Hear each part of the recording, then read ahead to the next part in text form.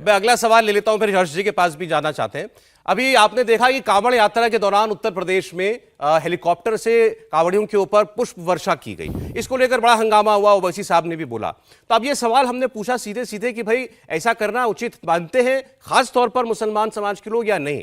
86% लोगों को यह बात ठीक नहीं लगी। मुस्लिम समाज में 86% लोगों का जवाब था नहीं, ऐसा नहीं करना चाहिए। और यही अगर आप पलट करके हिंदू समाज से पूछ लें तो विवेक आपको बता दें क्या जवाब आया। बिल्कुल सौरभ, यहां देखते हैं जब हिंदुओं से सवाल पूछा गया तो उन्होंने क्या जवाब दिया। जवाब आपके सामने टेलीविजन स्क्रीन पर। 52% लोग कहते हैं कि ठीक है, कांवड़ यात्रा में फूल बरसाना सही है, जबकि 39% हिंदू ये कहते हैं कि कांवड़ यात्रा में फूल बरसाना सही नहीं है, जबकि 9% लोग ये कहते हैं तय नहीं है। उन्होंने न्यूट्रल रहना स्वीकार किया, उन्होंने जवाब दिया पता नहीं। यानी कि 52% हिंदू कह रहे थे हां कांवड़ यात्रा में फूल बरसाया जाना चाहिए, और 39% कह रहे थे। मार्जिन बहुत ज्यादा नहीं है। सौरभ जी बिल्कुल, इसमें मुस्लिम समाज क्या कहता है मेरे ख्याल से बड़ा स्वाभाविक सा आंसर आया, उत्तर आया है। लेकिन 40% हर जी हिंदुओं को भी लगता है कि ऐसा करना उचित नहीं है। ये मानसिकता का प्रश्न है। देखिए सौरभ जी, मुझे लगता है कि ये जितना अभी तक बातचीत हुई है उसमें ये प्रश्न है जो एक तरह से कहें कि डिफाइनिंग मोमेंट है ये।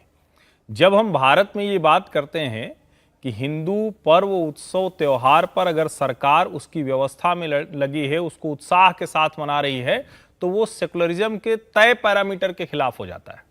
और अगर हम कह रहे हैं, और मैं तो कह रहा हूं नाम लेकर कि देश की जितनी दरगाह हैं, देश के जितने ऐसे पर्व उत्सव होते हैं, क्या उसमें भारत की अलग अलग सरकारें, जिसमें राज्य सरकारें हैं, केंद्र सरकारें, हम सबको याद है कि बड़े बड़े विज्ञापन दिल्ली के एलजी से लेकर देश के अलग अलग राज्यों के राज्यपाल और मुख्यमंत्रियों की तरफ से क्या मुस्लिम पर्वों की तरफ पर नहीं आते हैं?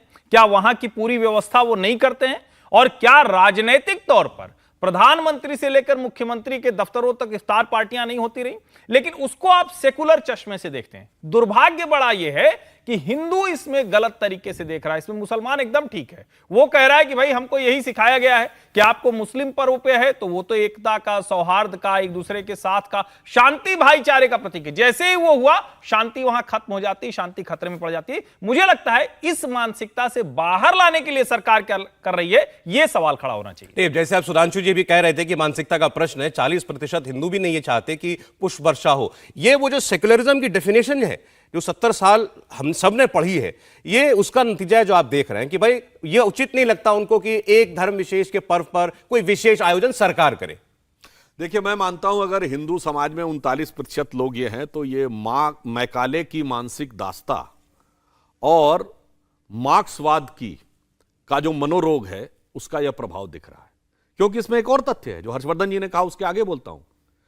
हिंदू समाज के मंदिरों से सारा टैक्स सरकार लेती है और इसके बावजूद हिंदू पर्व के ऊपर खर्च कर दे तो यह सवाल है। अरे उत्तर प्रदेश में धर्मार्थ कार्य विभाग है, बाकायदा मंदिरों से टैक्स लिया जाता है। भारी संख्या में जो चढ़ावा आप चढ़ाते हैं उसमें से पैसा सरकार ले जाती है, और एक भी मुस्लिम धार्मिक संस्था से कोई टैक्स नहीं लिया जाता बल्कि उनको अनुदान दिया जाता है। बेहतर होता कि कभी मुस्लिम समाज यह भी कहता कि भाई हज सब्सिडी हमें इसलिए नहीं चाहिए कि हमारा मजहबी अकीदा यानी धार्मिक आस्था यह कहती है कि हम अपने पैसे से तीर्थ यात्रा करेंगे, मतलब not to be taken otherwise, but उनके धार्मिक परिभाषा से तो सरकार का पैसा काफिरों का पैसा है। तो काफिरों के पैसे से आप हज करने को तैयार हैं और वह आपके लिए धार्मिक दृष्टि से सही है। और मजे की बात यह है वो सेकुलर दृष्टि से भी सही है। एक सेकुलर सरकार, इतना ही नहीं, इस देश में तो प्रधानमंत्री और मुख्यमंत्रियों ने मस्जिद बनवाने का संकल्प दिया है जो इस्लाम के अनुसार वो बना नहीं सकते, क्योंकि काफिर को तो मस्जिद तामील करने का हक नहीं। मैं मुलायम सिंह यादव जी और नरसिम्हा राव जी की याद दिला रहा हूं। मगर मजे की बात जो कहा गया वो सेकुलरिज्म है। इसलिए मैं ये कह रहा हूं कि एक बहुत बड़ी चुनौती है कि 19वीं सदी की मैकाले की मानसिकता और 20वीं सदी की मार्क्स की मानसिकता जो पूरी दुनिया में परित्यक्त हो गई, परंतु हमारे यहां वो किस ढंग से हमारे दिमागों में पैबस्त है उसका यह एक प्रमाण दिखता है। और यहां एक लाइन और कह दूं जी, इसमें सिर्फ एक तरफा नहीं है।